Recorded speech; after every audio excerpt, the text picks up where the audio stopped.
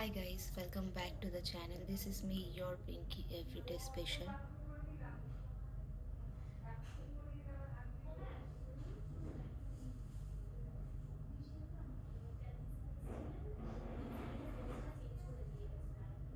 तो गाइस, आज मैं आप सबके साथ एक बहुत इम्पॉर्टेंट वीडियो शेयर कर रही हूँ जो आप लोगों को फ्यूचर में बहुत हेल्प दे सकता है। तो प्लीज़ प्लीज़ इस वीडियो को देखना और प्लीज़ मेरी तरह फंस मत जाना इस क्या बताओ षड्यंत्र में, और खुद को सेफ रखना और बचाना। ये एक मेडिकल स्ट्रैटेजी का रिलेटेड वीडियो है। मैं प्रेग्नेंट थी। 15th ऑफ मार्च मेरा डिलीवर हुआ 2026 ईडीएफ हॉस्पिटल में। और मेरी जो गायनोकोलॉजिस्ट थी उसने मुझे 3 हॉस्पिटल का रिकमेंडेशन दी थी। मैंने ईडीएफ चूज़ किया था बिकॉज ऑफ मेरे घर के पास था, इसीलिए।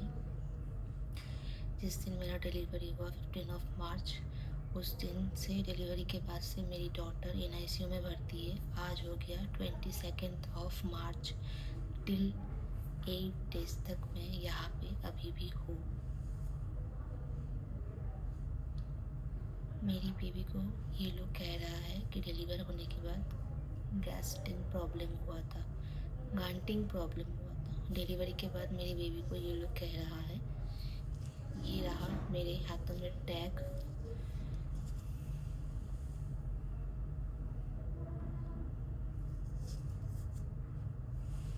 और आप मेरा हाल देख पा रहे हो। 9 डेज से मैं ना सोई हूँ, ना स्टेबल माइंड में हूँ। बहुत परेशान हूँ, बहुत परेशान हूँ। पैसा पूरा पानी की तरह बह रहा है। मेरा बेबी जो है वो डिलीवरी के बाद ऑक्सीजन नहीं ले पा रहा था, ब्रीदिंग प्रॉब्लम हो रहा था। इसीलिए यहाँ पे मेरे बच्चे को एनआईसीयू में डाला गया। पहले बोला कि इसको सीपीआर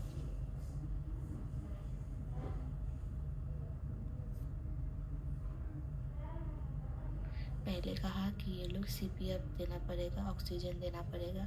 उसके बाद बोला कि आपकी बेबी मिल्क नहीं ले पा रही है। फार्मूला मिल्क दिया जा रहा था, तो मुझे कह रहा है कि आपकी बेबी मिल्क नहीं कंज्यूम कर पा रही है, टॉलरेट नहीं कर पा रही है, निकाल दे रही है। आपकी बेबी के पेट में स्वेलिंग हो गया है, नाभि एरिया में रेड हो चुका है। उसके बाद बोला गया कि मेरी जो बेबी है उनको कोई बैक्टीरिया, कोई इन्फेक्शन उनकी बॉडी में है।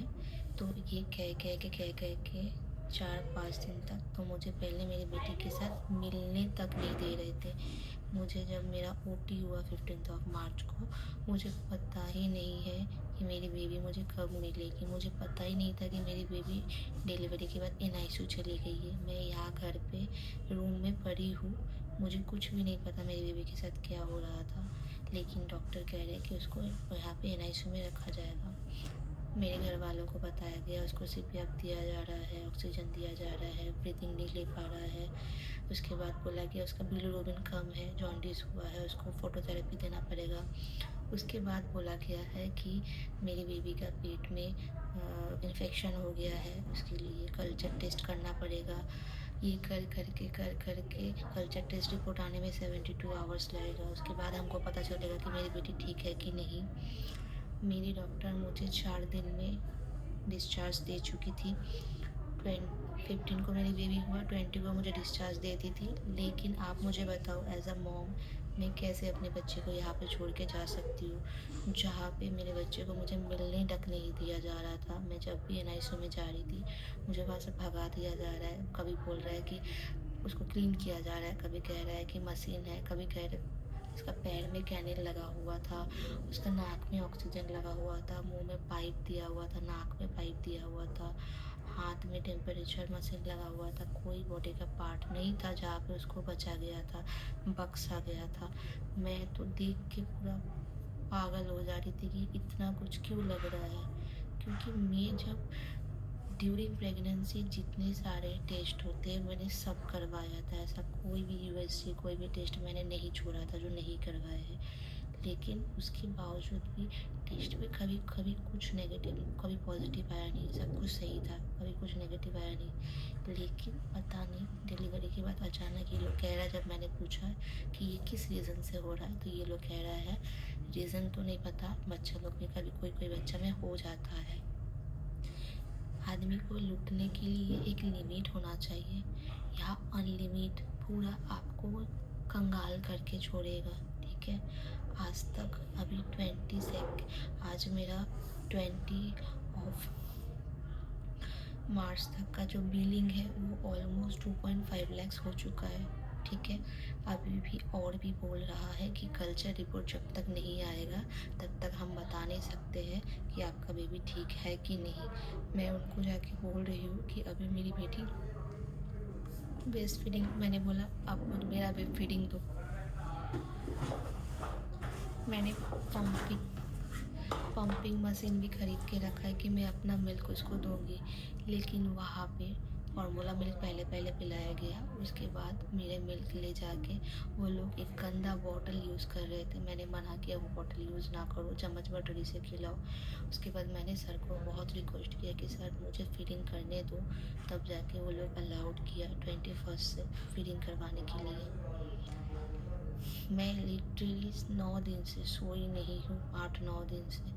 आप मेरा कंडीशन देख के समझ पा रहे मैं किस माइंडसेट में हूँ और क्यों ये वीडियो बना रही हूँ। जब मेरी बेटी का कल्चर रिपोर्ट आने के लिए हम पूछे कब मिलेगा, तो वो लोग कह रहा है कि कल्चर रिपोर्ट 18 को गया है, ब्लड रिपोर्ट वो मिलेगा 72 आवर्स के बाद। दैट मीन्स कल 21 को मिलने वाला था, लेकिन आज सुबह डॉक्टर आके बोल रहा है कि कल्चर रिपोर्ट अभी भी 7 दिन के बाद मिलेगा।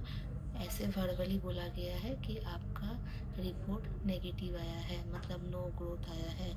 तो बताओ आप मुझे 15 मार्च से लेके आज 22 मार्च तक बच्चे को रोक के रखा है NICU में, नॉर्मल में नर्सरी में शिफ्ट नहीं कर रहा है।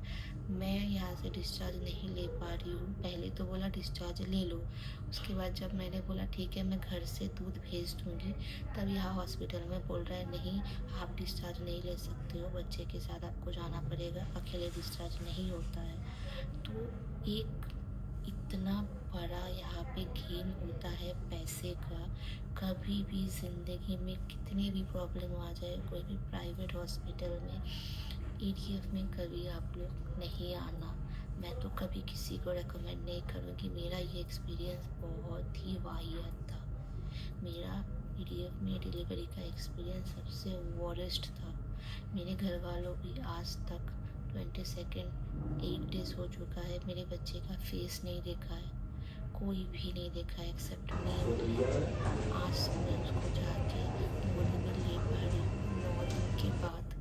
आप बताओ, इतने पैसे देने के बावजूद भी ट्रीटमेंट सही से नहीं हो रहा, रिपोर्ट का ठीक से हमें बताया नहीं जा रहा है क्या रिपोर्ट आ रहा है, नहीं रिपोर्ट आ रहा है, मुझे डिस्चार्ज नहीं दे रहा है, मेरी बेबी को नहीं छोड़ रहा है। अभी लास्ट में जब मैंने बहुत ज़्यादा फोर्सफुली उन लोगों से बात किया, मेरे हस्बैंड ने बोला मुझे सेकेंड ऑप्शन लेना है, आप लोग मुझे सारे रिपोर्ट दो मेरे बच्चे का, मैं एप्लीकेशन लिख के दिया हूँ, तब जाके वो लोग रिपोर्ट दिया है।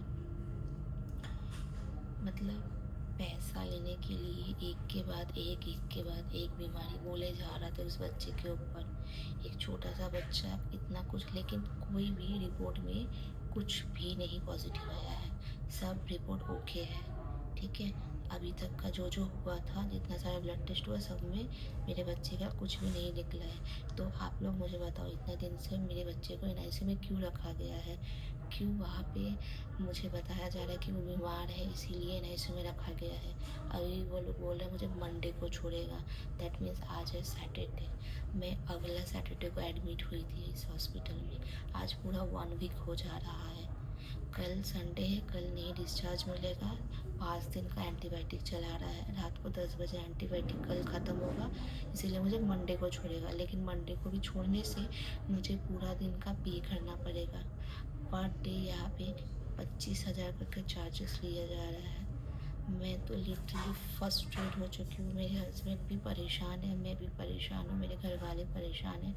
मैं अभी तक घर नहीं जा पाई हूँ। मेरे पीछे जो लेडी थी वो मेरे बाद एडमिट हुई और मेरे से पहले घर चली गई, और मैं यहाँ पे अभी तक सफ़र कर रही हूँ।